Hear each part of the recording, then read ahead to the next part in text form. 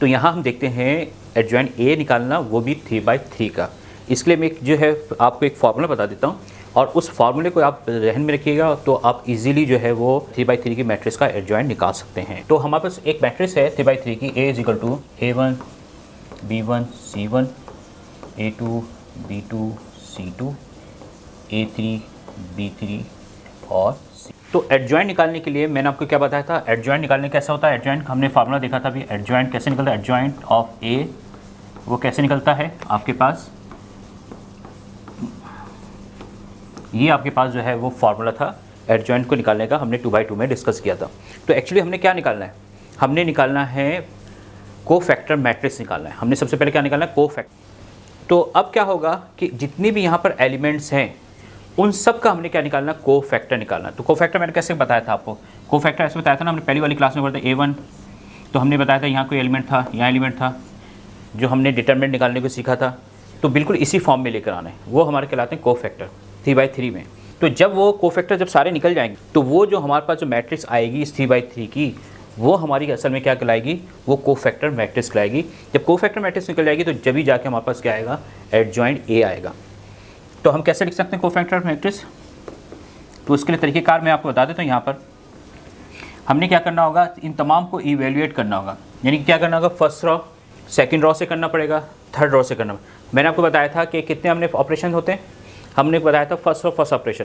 तो यहाँ first raw first operation भी करना है, सेकंड रॉ सेकंड ऑपरेशन भी करना है, और थर्ड रॉ थर्ड ऑपरेशन भी जो है हमने यहाँ पर करना है। तो आपको यहाँ पर तमाम ऑपरेशन जो है वो इवैल्यूएट के जो है पता चल जाएंगे मैट्रिक्स के, राइट। तो हम इसको कैसे लिखेंगे, cofactor of A1, right, cofactor B1, cofactor C1, इसी तरह cofactor A2, cofactor B2, cofactor C2, इसी तरह से कोफैक्टर A3, कोफैक्टर B3 और कोफैक्टर C। तो हमने ये सारे मालूम करना है। तो अब कोफैक्टर A1 का मतलब क्या होगा, कोफैक्टर A1 का मतलब है first raw first column, right. Cofactor B1 का मतलब क्या है, फर्स्ट रॉ सेकंड कॉलम। और इसी तरह से अगर हम यहाँ पे आ जाएं तो C3 का मतलब क्या होगा, थर्ड रॉ थर्ड कॉलम। अब मैं इसको अगर चाहूँ ऐसे स्पेलिंग बजाय मैं इसको ऐसे लिख दूँ, कोफैक्टर के A1 और उसका हमने एक से डैश कर देते हैं, तो ये क्या हो जाएगा, कोफैक्टर ऑफ A। इसको क्या लिख सकता हूँ, B1, इसको क्या लिख सकता हूँ, डैश C1, ये कॉम्प्लीमेंट और जो भी इसको साइन दें, A2 B2 C2 A3 B3 और ये C3। तो मैंने इस तरह से इसको इस तरह से लिखने के बजाय आपको समझाया, लेकिन आप इस तरह से लिख लीजिए ताकि आपको पता चल जाए कि ये सारे के सारे क्या है, कोफैक्टर हैं। तो हम अब क्या निकालते हैं, ये A1 B1 C1 A2 B2 C2 और इस तमाम के तमाम हम इसको निकालते हैं। तो मैंने ये क्वेश्चन लिया है, ये 3/3 की क्या है, मैट्रिक्स है, और इसका हमने क्या करना है, एडजॉइंट निकालना है। तो हम इसको सोल्यूशन करते हैं। इसको क्या लिख सकता हूँ, इसको मैं इसको जैसे 1 2 1 2 3 0 3 -1 4 एंड -5। तो इसको मैं लिख सकता हूँ ये ऐसे, ये AC किसके बराबर होगा, ये A11। तो ये हमने लिख दिया यहाँ पर, ताकि जो है ये तमाम फैक्टर जो है हम निकालेंगे। तो A11 कैसे निकलेगा, A1 ये कैसे निकलेगा, ये कहता है फर्स्ट रॉ फर्स्ट कॉलम। तो आपने क्या करना है, ये छोड़ देना ये छोड़ देना, यानी कि क्या मतलब होगा आपके पास, ये छोड़ दें और ये छोड़ दें, तो क्या बचा 0 3, इसको लिखेंगे 0 3 4 -1। ये आपके पास एक नंबर आ जाएगा जो कि कोफैक्टर होगा A1 का। क्योंकि इसमें जो है लेंथी क्वेश्चन है तो डायरेक्ट करना पड़ेगा। तो ये क्या आ जाएगा, 0 5 = 5 हो गया, 0 हो गया, 0 को 5 से 0 माइनस का 4 3 12 हो गए। ये समझ आ गया ना, जब हमने डिटरमिनेंट का आपके लिए बताया था, इसको इससे मल्टीप्लाई करेंगे, इसको इसके मल्टीप्लाई करेंगे और साइन में क्या आएगा, माइनस का। अच्छा यहाँ पे ये नहीं लेंगे इसको, क्योंकि इससे नहीं मल्टीप्लाई, इसमें सिर्फ डायरेक्टली ये करना है। इसमें डायरेक्टली क्या करना होगा, जैसे डिटरमिनेंट में आपको बताया था फर्स्ट ऑपरेशन से, वैसे नहीं करना है।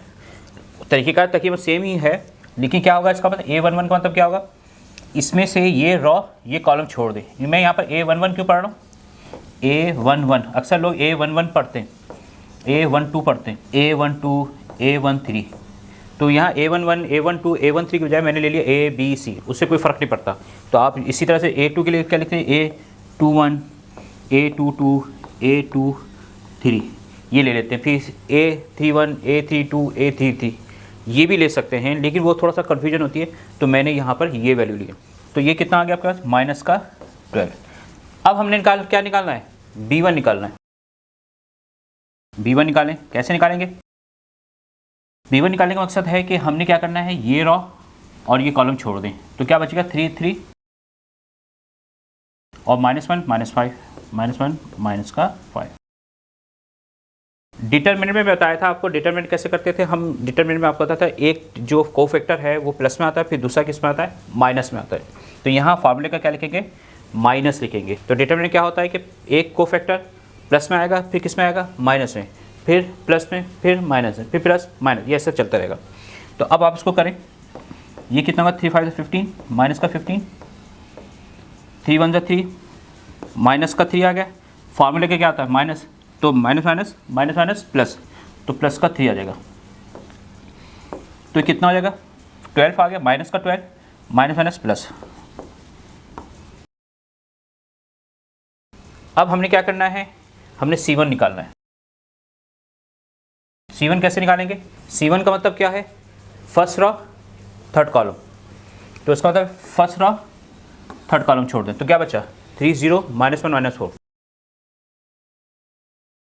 3 0 -1 and 4। और किसका आएगा, ये प्लस का आएगा, पहले वाला प्लस फिर माइनस, फिर ये किसमें आएगा, प्लस। तो इसको डायरेक्टली करें, 3 4 12, माइनस माइनस प्लस 0 आ गया, तो ये कितना होगा, 12। तो इसी तरह से हम सारे निकालेंगे। अब हमने क्या निकालना है, A2 B2 C2 निकालेंगे, A3 B3 और C3 निकालेंगे। अब A2 आपको निकालना है, तो A2 कैसे होगा, A2 का मतलब है सेकंड रॉ और फर्स्ट कॉलम। तो ये हो गया सेकंड रॉ और ये क्या हो गया, फर्स्ट कॉलम। तो इसको लिखें। अब यहाँ कैसे लिखेंगे, क्या बचा, 1 2 and 4 and -1, 1 2 4 and माइनस का 1। अब मैंने बताया था प्लस माइनस का साइन है, तो पहले किसका आया था आपके पास, ये प्लस, फिर इसके पास माइनस, फिर प्लस। अब यहाँ क्या आएगा, माइनस आएगा, ऐसे चलेगा, plus minus plus minus plus minus plus, so ऐसे चलते जाएंगे।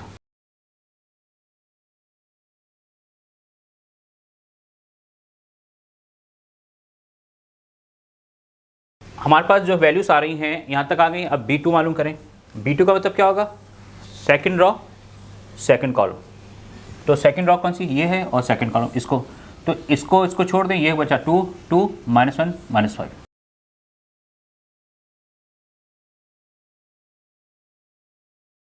तो ये आपके पास हो गया, और यहाँ क्या आएगा, प्लस का, तो 2 5 10 हो गया, माइनस का 10, 2 1 2, माइनस का 2, और फॉर्मूले का माइनस माइनस माइनस प्लस, तो कितना हो गया, 8 आ गया, किसका, माइनस का।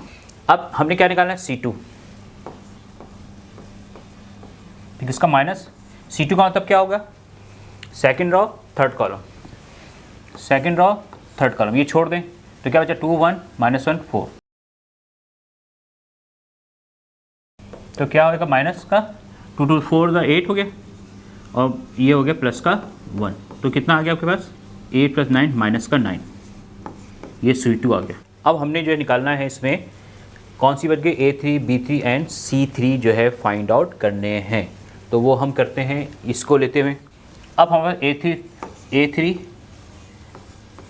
तो कैसे निकलेगा, प्लस का आएगा, क्या होगा, यानी कि क्या होगा, ये थर्ड रॉ फर्स्ट कॉलम, तो थर्ड रॉ फर्स्ट कॉलम छोड़ दे, तो क्या बचा आपके पास, ये छोड़ दिया, तो क्या बचा आपके पास, 1 2 1 2 0 3।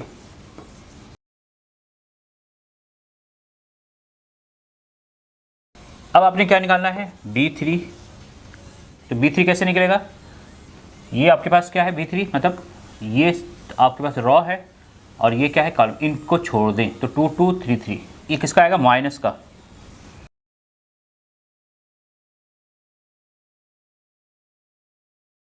लास्ट वन है, हैप्पी हो जाए, लास्ट वन है भाई, C3 डैश। तो क्या होगा, C3 का मतलब क्या होगा, थर्ड रॉ और थर्ड कॉलम ये छोड़ दें तो क्या बचा 2 1 3 0 और किसका आएगा प्लस का 2 1 3 0।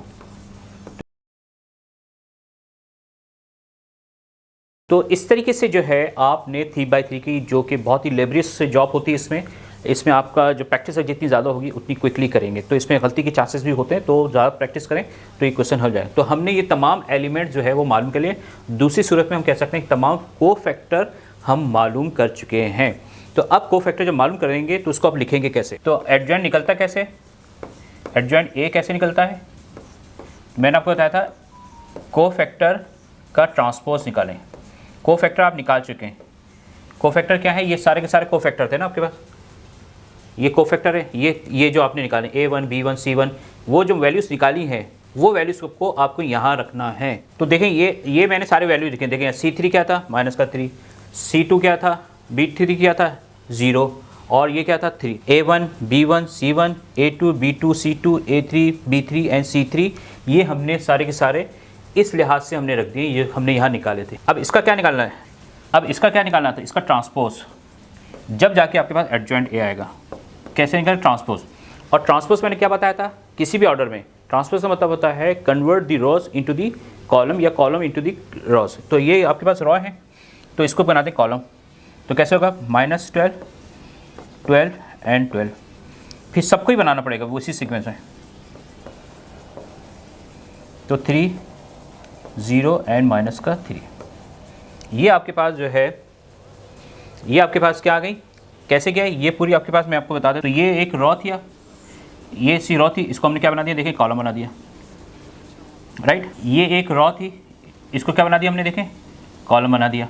ये देखें क्या थी, एक रो थी, इसको क्या बना दिया हमने, कॉलम बना दिया। तो ये आपके पास क्या आ गया है, एडजॉइंट जो है वो आ चुका है। इस तरीके से 3x3 की जो है मैट्रिक्स आती है और एग्ज़ाम में फ्रिक्वेंटली जो है आपसे पूछता है एडजॉइंट में। तो देखिए ये तो असल में एक पार्ट है, इसमें जो इतना टाइम लगा आपको एक पार्ट है। जब आप साइमल्टेनियस इक्वेशन सॉल्व करेंगे या ए इन्वर्स मालूम करेंगे उसमें ये एक पार्ट है, तो इस वजह से आप इसकी प्रैक्टिस ज़्यादा से ज़्यादा करें।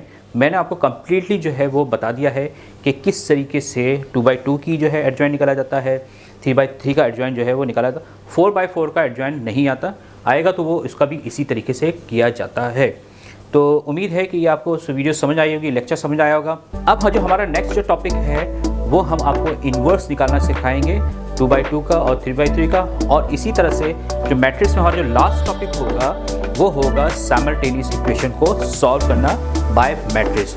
सो keep watching the video, share the video, subscribe the channel.